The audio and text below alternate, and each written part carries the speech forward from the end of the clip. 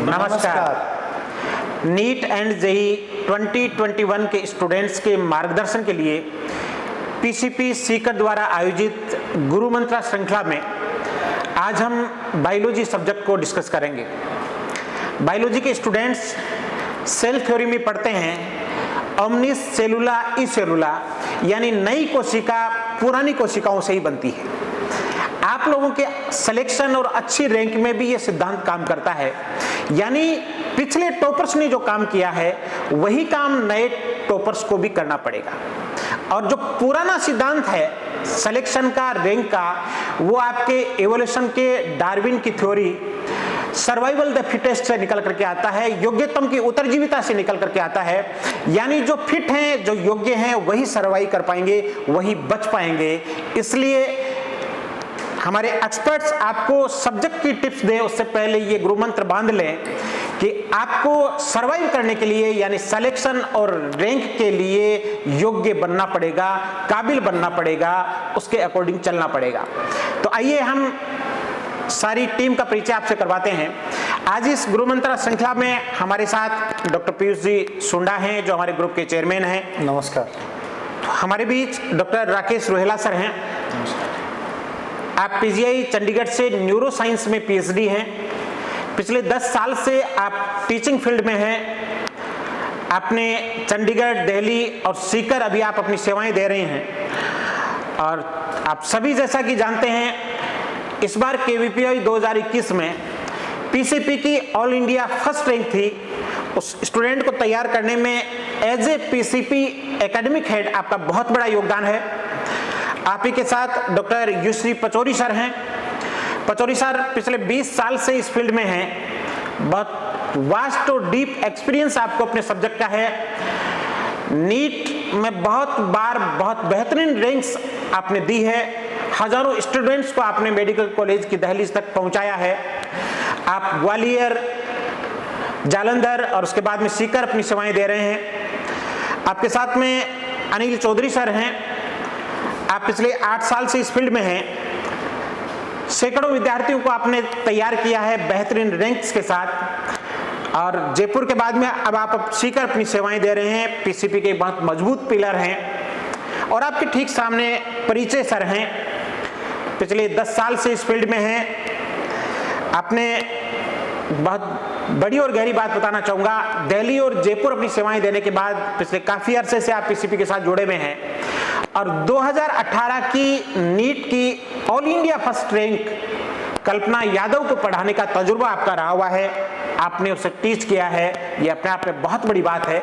तो आज के इस डिस्कशन में जो चीजें निकल करके आएंगी, निसंदेह उन शख्सियतों के मुख से निकल करके आएंगी जिन्होंने ऑल इंडिया टॉपर्स को पढ़ाया है, जिन्होंने ऑल इंडिया टॉपर्स तैयार किए हैं।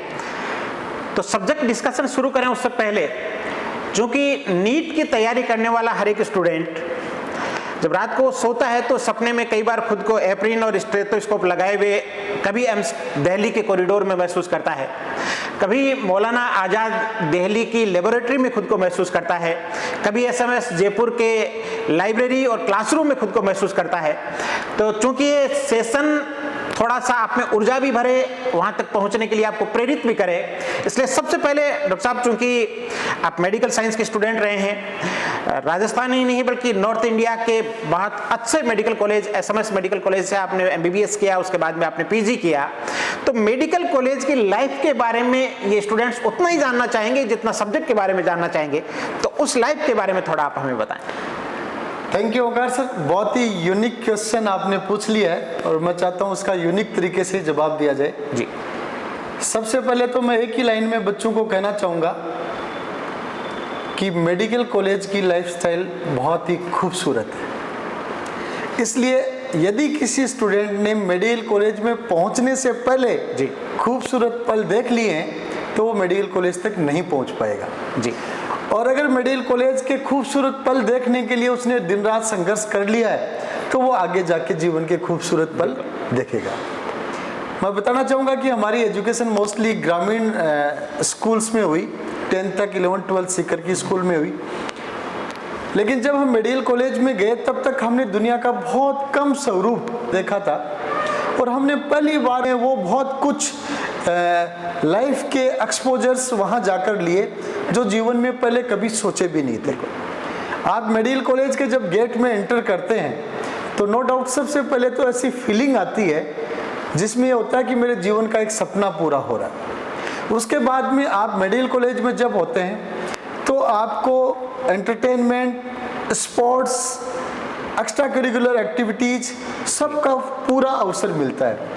और मैं बताना चाहूँगा कि अभी तो थोड़ा थोड़ा सीन चेंज हो गया है, लेकिन जब हम एसएमएस के स्टूडेंट थे तो असम जयपुर के सभी सिनेमा हॉल्स में फ्राइडे की मूवी का first day first show 50% medical students के द्वारा ही सीट बुक कराई जाती थी। और आप ये देखिए कि सबसे बड़ा गुडविल का पॉइंट ये था कि जयपुर के नामी सिनेमा हॉल्स में जहां 200-200 लोगों की लाइन लगती थी, वहां मेडिकल स्टूडेंट जाके सिर्फ ये कहता कि मैं मेडिकल स्टूडेंट हूं, उसको अलग से टिकट बिना विंडो के दिया जाता था। ये अपने आप में एक प्रेस्टीज जयपुर शहर में सभी सिनेमा हॉल्स में थी। तो मैं एक इसलिए कहना चाह रहा हूं कि वहां आपको एंटरटेनमेंट का बहुत अच्छा एक्सपोजर मिलता है। उसके बाद में आपकी एक रॉयल्टी, नोबल प्रोफेशन की वैल्यू इस तरीके से होती है कि जयपुर में हम इतने साल रह लिए, आज तक जयपुर में कभी भी हमने किसी ट्रैफिक पुलिस वाले को किसी भी नियम के उल्लंघन पे 1 रुपया भी चालान स्वरूप या रिश्वत स्वरूप नहीं दिया। नो डाउट कभी न कभी नियम का उल्लंघन हो जाता है। बाय द वे कभी आप हेलमेट बगैर हैं, बाय द वे कभी आप रेड लाइट पे जल्दी क्रॉस कर गए। ऐसी स्थिति भी जब कभी हुई है किसी भी मेडिकल स्टूडेंट के साथ, और वो ट्रैफिक पुलिस के आदमी को बताता है कि मैं एसएमएस का स्टूडेंट हूँ, वहीं वो उसको तुरंत कहता है आगे से ध्यान रखना। ये अपने आप में इस प्रोफेशन की प्रेस्टिजियस पॉइंट्स मैंने जैसे आपको बताए, ये रूटीन गुडविल के पॉइंट्स हैं। उसके बाद मेडिकल कॉलेज में जब आप पहुँचते हैं तो आप देखिए कि आप न केवल राजस्थान बल्कि पूरे देश भर और इवन एसएमएस में तो विदेशी स्टूडेंट्स के साथ भी आपको पढ़ने का मौका मिलता है। तो आप देखते हो कि मैं देश और दुनिया की कल्चर के साथ एक्सपोजर ले रहा हूँ, उन बच्चों के साथ जो हर स्टेट, हर स्कूल, हर डिस्ट्रिक्ट के टॉपर स्टूडेंट्स रहे हुए होते हैं। उसके बाद में अपन बात करते हैं तो प्रैक्टिकल एक्सपोजर की। एक अच्छे मेडिकल कॉलेज में आप जाते हैं तो आपको प्रैक्टिकल क्लासेज का ऐसा एक्सपोजर मिलता है जो आपका ड्रीम होता है। जैसे फर्स्ट एमबीबीएस में हम जाते हैं तो अपने को कुछ ही दिनों बाद में सीधा का सीधा कैडेवर मिल जाता है, और कैडेवर के साथ आप लंबे टाइम डिसेक्शन करते हैं, वो भी लाइफ का एक बहुत खूबसूरत पल होता है। उसके बाद जो अप्रेन का जो है वो तो नो डाउट जिस टाइम बच्चा पहली बार पहनता है तो उसको बड़ी स्मूथ और मतलब बहुत ही इंटरेस्टिंग फीलिंग आती है। उसके बाद और इंटरेस्टिंग चीज मैं बताता हूँ, एसएमएस हॉस्पिटल राजस्थान नहीं देश का बड़ा हॉस्पिटल है। फर्स्ट एमबीबीएस में कॉलेज तक ही बच्चे की विजिट रहती है, सेकंड एमबीबीएस शुरू होती है तो क्लिनिकल पोस्टिंग वार्ड में शुरू होती है। और एसएमएस हॉस्पिटल जो इतना बड़ा हॉस्पिटल जहां हजारों डॉक्टर्स हैं, वहां आप सेकेंड एमबीबीएस के शुरुआत में जब क्लिनिकल पोस्टिंग में जाते हैं एप्रेन और स्टेथोस्कोप लगाकर, और जो गेट के पास जाते हैं गार्ड किसी को भी अंदर नहीं घुसने देता, वहां भीड़ लगी रहती है लंबे चौड़ी कि कोई एंट्री नहीं है। वहां जो स्टेथोस्कोप और एप्रेन पहन के जाते हैं गार्ड सैल्यूट मारकर आपका गेट खोलता है, तो वो भी अपने आप में एक बड़ी फीलिंग होती है। वहाँ सैकड़ों की भीड़ खड़ी है और आप डायरेक्ट वहाँ इंटर कर रहे हैं। ये अपने आप में एक फीलिंग की पॉइंट्स मैंने बताया। उसके बाद में आपको लाइफ में ऐसा पढ़ने का एक्सपोजर मिलता है। इन खूबसूरती के साथ मैं बच्चों को ये भी बताना चाहूँगा कि मेडिकल कॉलेज में पढ़ाई भी अच्छी करनी होती है, लेकिन इसमें अगर आज के दिन बच्चा नीट की तैयारी करने वाला सोचे कि पढ़ाई तो मैं यहीं बहुत घिसके जा रहा हूँ, आगे इतनी पढ़ाई करनी होगी, नहीं, आज सोचने की जरूरत नहीं है। वहाँ जब आप एंट्री कर जाते हैं तो उसके बाद अपने आप ही पढ़ाई होती है, क्योंकि पूरी हॉस्टल का पढ़ाई का ही माहौल होता है जहाँ आप बहुत कठिन मेहनत करते हैं, अच्छा एक्सपोजर आप प्रैक्टिकल का और क्लिनिकल एक्सपोजर लेते हैं। और इवन यहाँ तक जयपुर में अभी तो लेटेस्ट सीन का मुझे ज़्यादा आइडिया नहीं है, लेकिन लेटेस्ट भी ऐसा ही होगा। पूरे जयपुर में ये माना जाता था कि जयपुर शहर में सबसे ज़्यादा पढ़ाई कहीं होती है तो वो मेडिकल कॉलेज के हॉस्टल्स में होती है। क्या बात। और जयपुर में अगर सबसे ज़्यादा मस्ती कहीं होती है तो वो भी मेडिकल कॉलेज के हॉस्टल्स में होती है। ये इस तरीके के एक्सपीरियंस है। आपको बहुत ही देश के नामी प्रोफेसर से पढ़ने का मौका मिलता है। मुझे अब भी बहुत सारे नाम याद आ रहे हैं जिनका एसएमएस के डॉक्टर, जिनका पूरे देश और दुनिया में अपने आप में नाम है, उन लोगों से हमें पढ़ने का मौका मिला है। मैं बताना चाहूँगा डॉक्टर पनगड़िया, जो पद्मश्री हैं, BC रॉय से अवार्डी हैं, अभी कुछ समय पहले उनका देहावसान हुआ था, वो SMS मेडिकल कॉलेज के प्रिंसिपल रहे, उनसे हमें एक्सपोजर मिला हुआ है।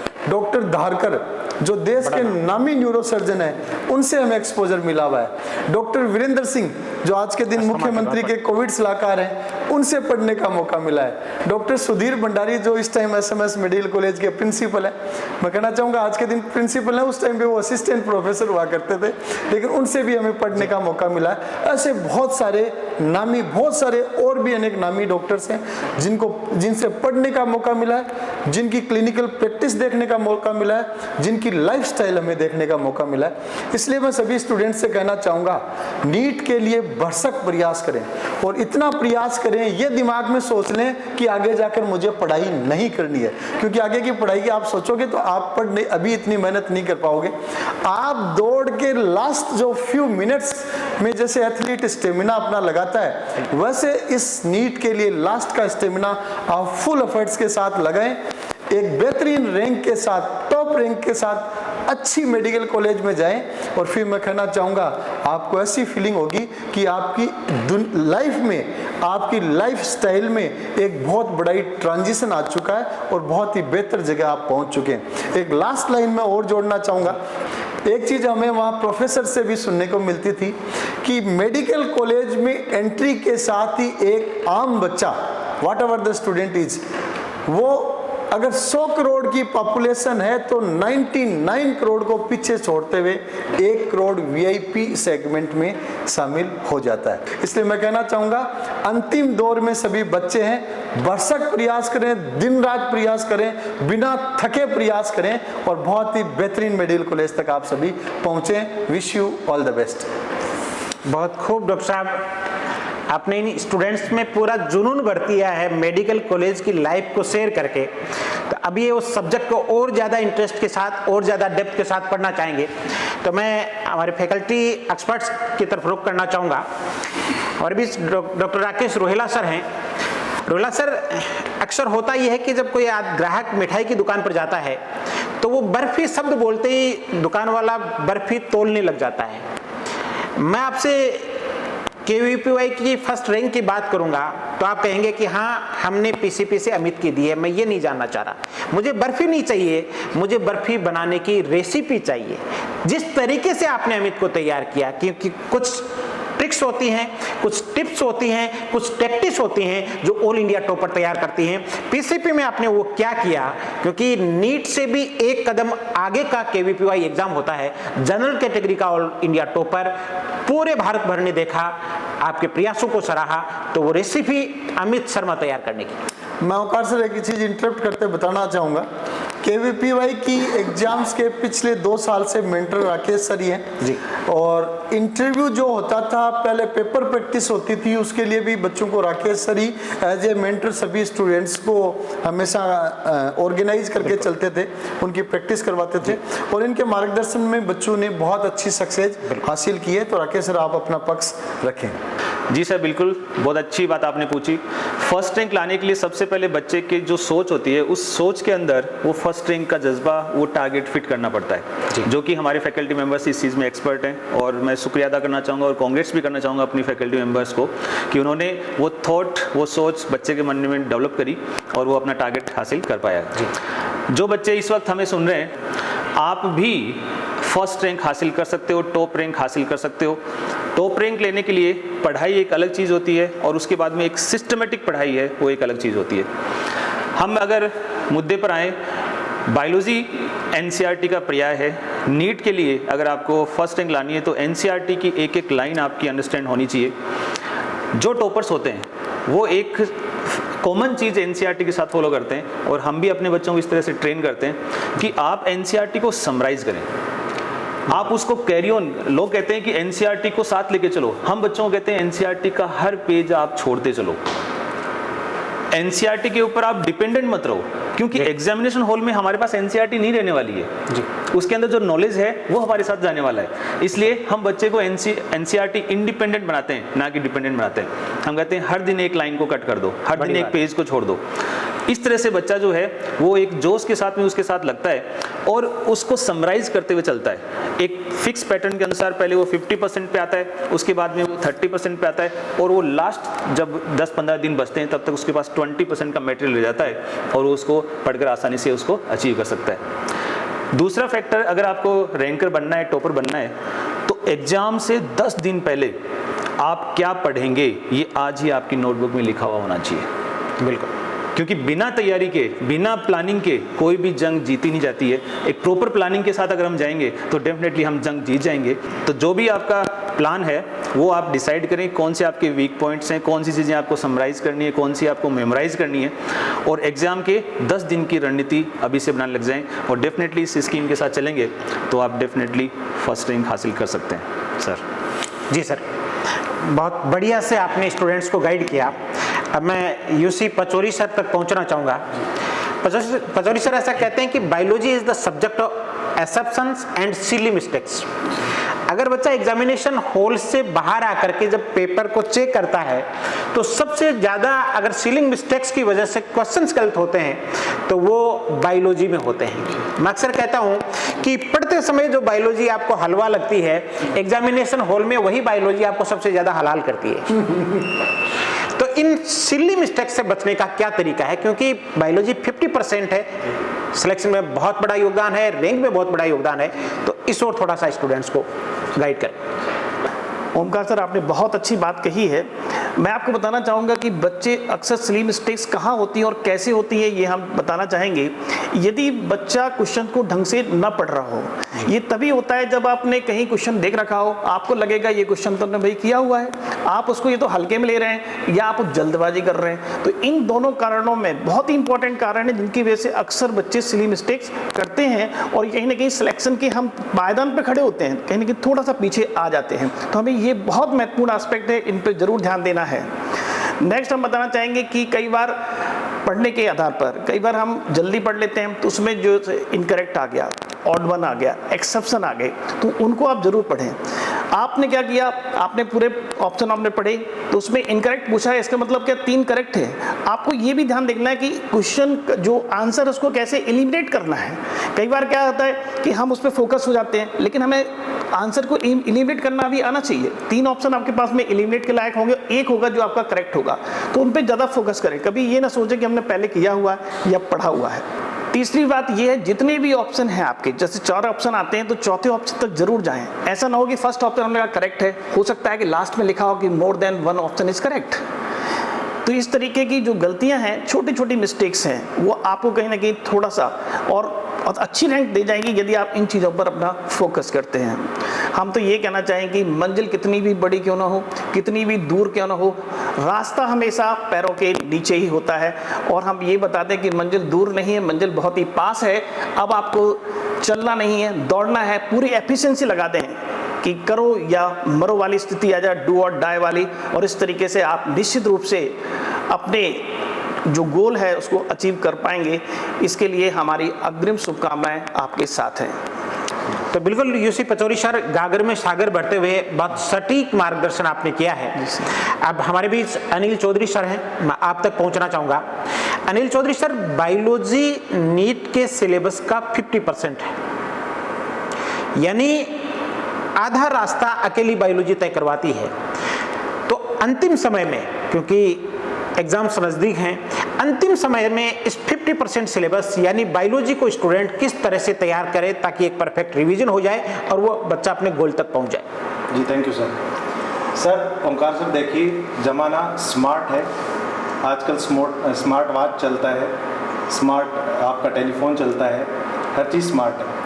उसी तरीके से मैं कहना चाहूँगा सभी बच्चों को कि आपकी स्टडी भी स्मार्ट होनी चाहिए। अब स्मार्ट स्टडी मेरे अकॉर्डिंग क्या है, उसमें एज फॉर सीक्वेंस, आपके पास एक सीक्वेंस होना चाहिए जी। Sequence and after M means memorise, उस सीक्वेंस को बार बार आप मेमोराइज कीजिए जी। अब जैसे कि अगर मैं इस पूरे बायोलॉजी सेक्शन की बात करूं तो इस बायोलॉजी सेक्शन को इस बचे हुए टाइम में बच्चे को 3 हिस्सों में तोड़ लेना चाहिए जी। पहला वो हिस्सा जो एग्जाम्पलर पोर्शन है, जहाँ पर बच्चा उन चैप्टर्स को एक साथ में करे जो एग्जाम्पल बहुत ज़्यादा कैरी करते हैं। फॉर एग्जाम्पल जैसे कि एनिमल किंगडम जिसका हवा होता है एक बच्चे के दिमाग में, उस पोर्शन को रखे स्ट्रक्चरल ऑर्गेनाइजेशन इन एनिमल्स वाले चैप्टर के साथ। इसी तरीके से आपका जो है वो केमिकल कोऑर्डिनेशन एंड इंटीग्रेशन का एक चैप्टर है जिसे अपन हार्मोन्स के नाम से जानते हैं जी। वो भी एक एग्जाम्पलर पोर्शन है। दूसरा सेक्शन अपना आता है कॉन्सेप्चुअल सेक्शन, जिसमें एनसीईआरटी कैरी करती है कॉन्सेप्ट्स को। जी। इस कॉन्सेप्चुअल पोर्शन के अंदर अपन अगर बात करना चाहें तो सबसे पहले आता है आपका ब्रीथिंग का चैप्टर, जहाँ पर आप ट्रांसपोर्ट ऑफ गैसेज, जिसमें एक बहुत ही अच्छा कॉन्सेप्ट है जहाँ से कॉन्सेप्ट के क्वेश्चन बन सकते हैं। इसके अलावा काउंटर करंट मैकेनिज्म जो कि आपके एक्सक्रीशन से रिलेटेड है। इसके अलावा अपन बात कर सकते हैं न्यूरल चैप्टर में, जहाँ से क्वेश्चन एक ही जगह से बनना है, लेकिन बच्चा उस वाइड चैप्टर में इतना फंस चुका है कि उसे समझ नहीं आता कि इसे रटूं या छोड़ूं। तो मेरा सभी बच्चों से ये कहना है कि generation and conduction of impulse most of exams में ये क्वेश्चन बहुत कैरी करता है वहाँ से। जी। इसके बाद 12th के एनसीईआरटी में कॉन्सेप्चुअल पार्ट बहुत कम है। जैसे कि अपन बात करें एप्लीकेशंस, बायोटेक्नोलॉजी का पोर्शन वो पोर्शन है जहाँ से नंबर ऑफ क्वेश्चंस होते हैं, वैरायटी ऑफ क्वेश्चंस बहुत पूछे जाते हैं। लास्ट एग्जाम में भी 12 क्वेश्चन आए थे वहाँ से। अगर अपन उस पोर्शन की बात करें तो एक कॉन्सेप्चुअल पार्ट है, तो उन कॉन्सेप्चुअल पार्ट को एक साथ में रखिए।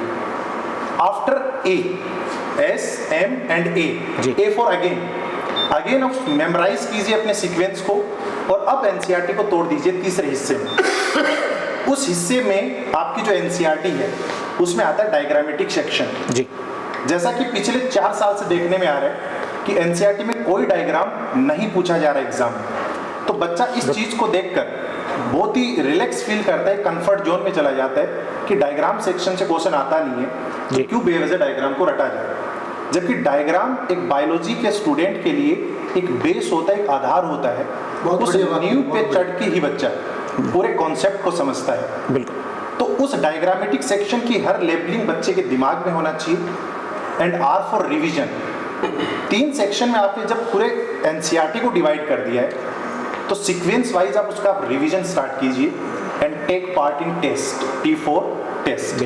तो उस टेस्ट में आप पार्टिसिपेट कीजिए, खुद पे कॉन्फिडेंस रखिए। और स्टूडेंट की लाइफ में सिर्फ 2 रूल होते हैं, first hard work and second don't forget the first rule. First rule को कभी मत भूलिए। अगर आप फर्स्ट रूल को भूल गए हैं तो आपका सेकंड जो प्लान है, प्लान बी, वो आपके कभी काम नहीं आना।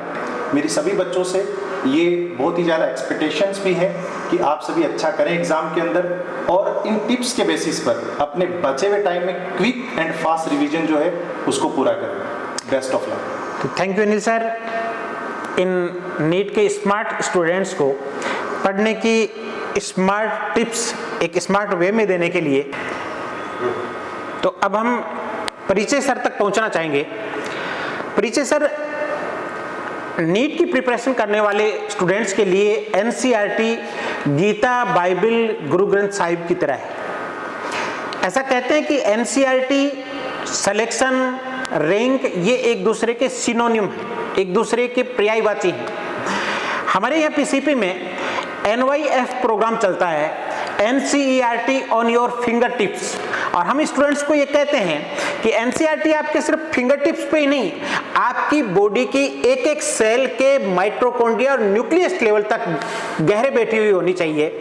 तो आप एनसीईआरटी का इंपॉर्टेंस नीट में सिलेक्शन के लिए और एक अच्छी रैंक के लिए, क्योंकि मैं फिर दोहराना चाहूंगा, सर ने 2018 के नीट टॉपर को अपनी चौक के नीचे से गुजारा जी। थैंक यू सर, आपने काफ़ी अच्छा क्वेश्चन पूछा है, क्योंकि जो एनसीईआरटी है वो हमारे लिए एक बाइबल का काम करती है एनसीईआरटी। और किसी भी स्टूडेंट को अगर अपनी रैंक पानी होती है तो एनसीईआरटी एक ब्रिज का काम करती है, क्योंकि हमें उस ब्रिज से होके ही पहुंचना होता है अपने एम तक। अब हमें एनसीईआरटी को पढ़ना कैसे है? बहुत बच्चे सोचते हैं कि यार एनसीईआरटी कैसे पढ़ना है, क्या सारे चैप्टर का वेटेज है, कैसा हमारा टाइम मैनेजमेंट होना चाहिए। कभी कभी क्या होता है कि कुछ बच्चे होते हैं जब वो किसी पेपर को देते हैं, नंबर कम आ जाते हैं, तो उनको लगता है यार कि क्या ये चैप्टर हमारा तैयार नहीं है, क्या हमने इसकी प्रिपरेशन नहीं की है। तो उसके लिए एक मेंटोर का होना बहुत ज़रूरी है। जैसे आप किसी कोचिंग में हैं तो एक टीचर आपकी बहुत हेल्प करता है किसी सब्जेक्ट को लेके। जैसे मेरा सब्जेक्ट अगर बॉटनी है तो हम लोग बॉटनी के ऊपर ऊपर बताते हैं कि किस चैप्टर की कितनी वेटेज है, किस चैप्टर से कौन से ऐसे चैप्टर हैं जिनसे आपको एग्जाम्पल पूछे जाते हैं। जैसे हमारा मॉर्फोलॉजी है, मॉर्फोलॉजी में नॉर्मली ऐसे डायरेक्ट एग्जाम्पल आपके क्वेश्चन में आ जाते हैं, उन एग्जाम्पल को ही बच्चों को पढ़ना होता है। कुछ ऐसे हैं जो कंसेप्ट बेस है, जैसे फोटोसिंथेसिस है, रेस्पिरेशन है, जेनेटिक्स का चैप्टर है, तो इसको थोड़ा सा कंसेप्ट को लेके हमें चलना होता है। तो एनसीईआरटी हमारा एक बेस है जो बहुत स्ट्रॉन्ग है, जिससे बच्चे को अपने एम तक पहुंचने के लिए काफ़ी हेल्प मिलती है और अपनी रैंक को भी वो प्राप्त कर सकता है। सबसे इम्पॉर्टेंट चीज़ एक मेरे लिए ये भी है कि जितना आप रिवीजन भी करना है, साथ साथ एनसीईआरटी के हर चैप्टर में एक समरी दी हुई है, वो समरी बहुत इंपॉर्टेंट है। कभी कभी ऐसा होता है कि समरी में कुछ ऐसी स्टेटमेंट्स हैं जो थ्योरी में नहीं होती हैं, तो उनसे भी डायरेक्ट क्वेश्चन आ जाते हैं। हर यूनिट के पहले एक साइंटिस्ट की हिस्ट्री है, बच्चे कभी कभी इसको इग्नोर कर देते हैं, लेकिन वो भी पढ़ना बहुत ज़रूरी है, उससे भी कभी कभी डायरेक्ट क्वेश्चन पूछे जाते हैं। और बेसिकली यही है कि बच्चों को हम लोग क्लास में भी हर जगह यही कहते हैं कि एनसीईआरटी पे आप फोकस करिए, बार बार उसकी रिवीजन करिए। कुछ ऐसे भी चैप्टर हैं जिसमें बच्चे घबरा जाते हैं, कहते हैं कि सर हमने बहुत अच्छी तरह उसकी प्रिपरेशन की थी, लेकिन जब हम क्वेश्चन लगाते हैं तो हमारे मार्क्स नहीं आते हैं। तो हम लोग उन बच्चों को बताते हैं कि उसका एक आप माइंड में एक मैप तैयार करो या उसका फ्लो चार्ट बनाओ, एक शॉर्ट नोट्स बना लो, डायग्राम के थ्रू उसकी थ्योरी को आप तैयार कर सकते हैं, बहुत ज़्यादा उससे हेल्प मिलती है। और सबसे एक इम्पॉर्टेंट चीज़ है एग्जाम्पलर एक बुक जो एनसीईआरटी की आती है, वो बहुत बच्चों को पता भी नहीं रहती है, उसको पढ़ना बहुत ज़रूरी है बायो की, क्योंकि उसमें कुछ ऐसे क्वेश्चन हैं जो आपकी एनसीईआरटी की जो थ्योरी वाली बुक है उसमें नहीं मिलते हैं। तो एग्जाम्पलर को आप ज़रूर फॉलो करें, समरी को पढ़ें, साइंटिस्ट की हिस्ट्री जो दी हुई है उसको ज़रूर फॉलो करें, और जितने भी टेस्ट हो सकते हैं आपके, चाहे यूनिट वाइज या मॉक टेस्ट हैं, उन सबको जरूर फॉलो करें, उससे काफ़ी हेल्प मिलता है। बिल्कुल परिचय सर, आपने अपनी बात खत्म करते करते ये कहा कि लास्ट टाइम है आप मैक्सिमम टेस्ट पेपर प्रैक्टिस करें। मैं आपको याद दिलाना चाहूंगा, आपकी अपनी पीसीपी ने ऑल इंडिया टेस्ट सीरीज बिल्कुल फ्री ऑफ कॉस्ट चला रखी है, कोई भी स्टूडेंट अपीयर हो सकता है। दूसरा, इस गुरु मंत्रा श्रृंखला में जितने भी हमारे सीनियर फैकल्टी मेंबर्स आपसे रूबरू हुए हैं, आपसे मुखातिब हुए हैं, उनमें से किसी से भी अगर आपको व्यक्ति से मिलना हो तो आप पीसीपी सीकर के पालवास रोड कैंपस या पिपराइल रोड कैंपस आकर के इंडिविजुअल टीचर से अपॉइंटमेंट ले सकते हैं। कोई फर्क नहीं पड़ता आप कहाँ पढ़ रहे हैं, कहाँ तैयारी कर रहे हैं। एक टीचर का नैतिक कर्तव्य है कि वो स्टूडेंट, द्वार पे आए हुए स्टूडेंट को गाइड करे। अब इस गुरु मंत्रा श्रृंखला का आज ये अंतिम सेशन था बायोलॉजी के रूप में। इससे पहले हमारे YouTube चैनल पे और हमारे Facebook पेज पर फिजिक्स का पैनल डिस्कशन है, केमिस्ट्री का पैनल डिस्कशन है, मैथमेटिक्स का पैनल डिस्कशन है, और ये बायोलॉजी का तो है ही। आप उसे भी देख सकते हैं, आपको पसंद आए तो आप अपने साथियों को दिखा सकते हैं, उन तक पहुंचा सकते हैं शेयर के माध्यम से, कमेंट्स के माध्यम से। और मैं अब आज के इस अंतिम पैनल डिस्कशन में आप सभी को आपके सिलेक्शन और बेहतरीन रैंक के लिए ये कहते हुए बधाई दूंगा कि लोग मुतमईन हैं कि पत्थर पिघल नहीं सकता, और हम बेकरार हैं आवाज में असर के लिए। आवाज में असर होगा, आपका सिलेक्शन भी होगा, अच्छी रैंक भी आएगी। पूरे पीसीपी परिवार की ओर से आप सभी को बहुत बहुत शुभकामनाएं। धन्यवाद, नमस्कार।